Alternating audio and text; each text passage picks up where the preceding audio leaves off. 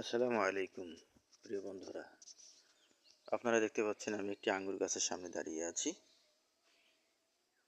এই আঙ্গুর গাছটির নাম হচ্ছে মাস্কাট ব্লু।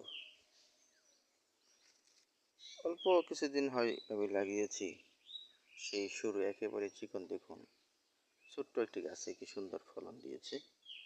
আমি একটি বস্তার মধ্যে লাগিয়েছিলাম, এই যে দেখুন থোকা এসেছে।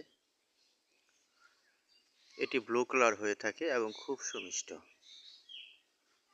খুব ভালো মানের একটি আঙ্গুর। দেখুন কয়েকটি থোকা এখানে সেট হয়েছে, এই দেখুন।